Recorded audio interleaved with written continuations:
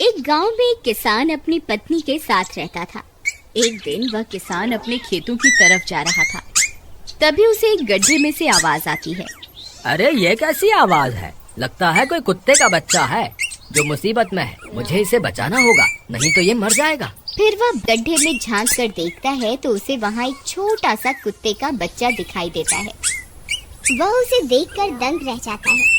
उसका रंग नीला होता है। ये तो कोई कुत्ते का बच्चा लगता है, लेकिन ये तो नीले रंग का है। मैंने तो इससे पहले कभी भी नीले रंग का कुत्ता नहीं देखा। इसे घर ले चलता हूँ। सुमन तो इसे देखकर बहुत खुश हो जाएगी। फिर वह किसान उस बच्चे को निकालता है और अपने साथ लेकर घर की ओर चल देता है।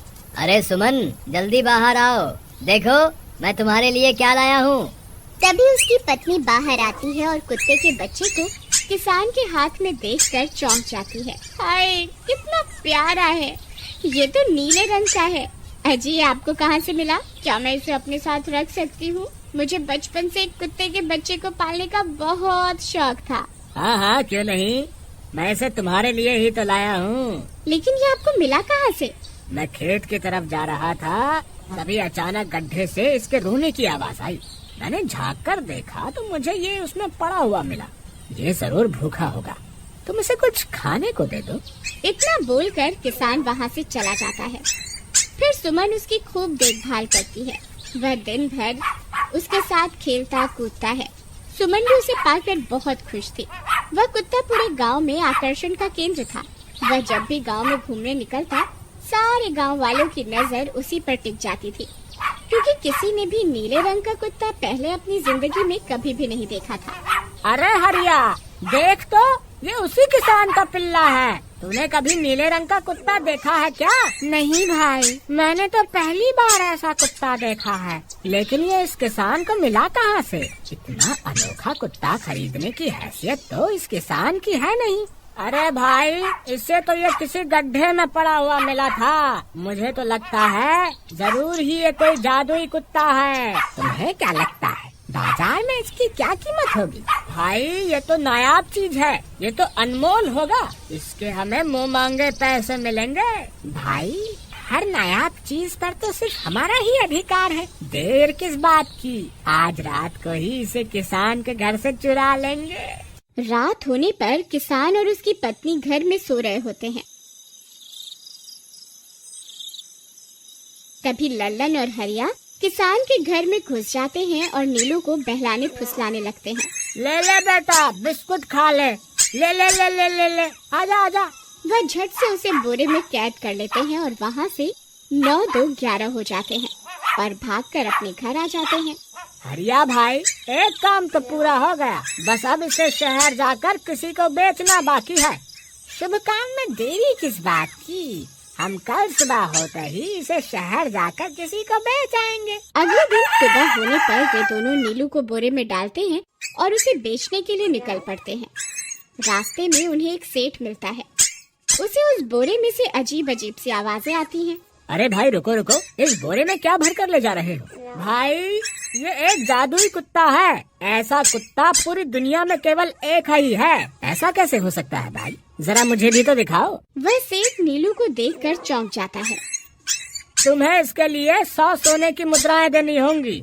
ठीक है, मुझे मंजूर है। लो, ये लो तुम्हारी 100 मुद्राएं। आज से ये कुत्ता मेरा हुआ। वहीं दूसरी तरफ नीलू को घर में ना पाकर सुमन और किसान परेशान हो जाते हैं। सुमन का रो रो कर बुरा हाल हो जाता है।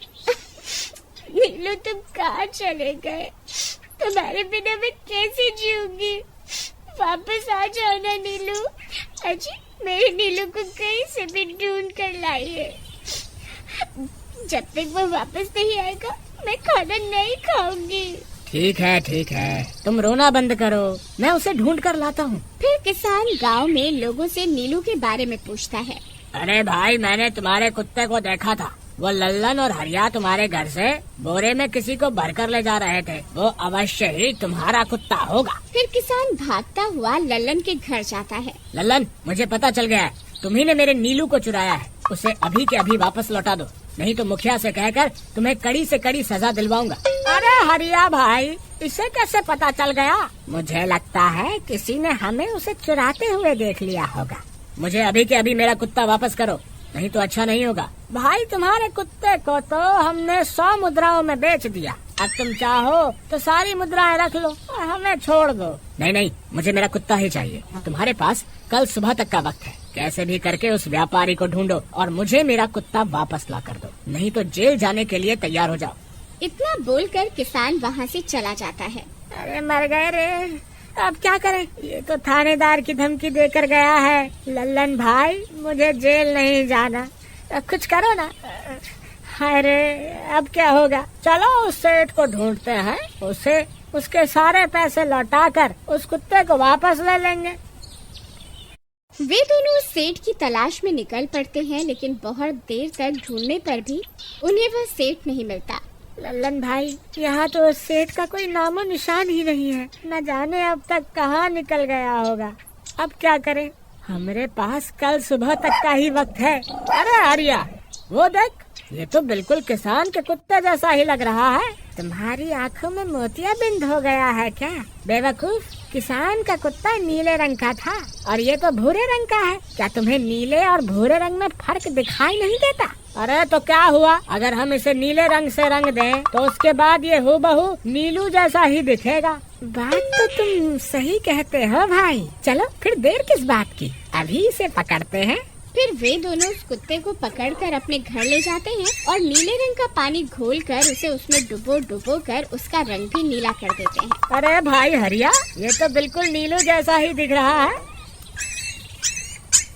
फिर अगले दिन वे उस कुत्ते को अपने साथ लेकर किसान के घर जाते हैं। अरे भाई मोहन, देखो हम तुम्हारे लिए क्या लाए हैं। जल्दी आओ, तुम्हारा नीलू वापस आ गया है, जल्दी आओ। किसान और सुमन की खुशी का ठिकाना नहीं रहा। लल्लन और हरिया, तुमने गुनाह तो बहुत बड़ा किया था, लेकिन वक्त रहते तुमने अपनी गलती को सुधार लिया, इसलिए मुझे तुमसे अब कोई शिकायत नहीं है। तुम दोनों जा सकते हो। फिर वे दोनों वहाँ से निकल जाते हैं। नीलू, तुम वापस आ गए। मुझे तुम्हारी कितनी फिक्र हो रही थी। कहाँ चले गए थे तुम? हाँ, आज के बाद मैं तुम्हें कभी अकेला नहीं छोड़ूंगी। मेरा नीलू इतने दिनों बाद घर आया है, इतना गंदा भी हो गया है। चलो अब हम नहाई करेंगे। फिर सुमन उसे नहलाने लगती है। अरे मेरा नीलू नहाई करेगा, इतना गंदा हो गया है। पानी उसके ऊपर पड़ते ही वह कुत्ता छटपटाने लगता है।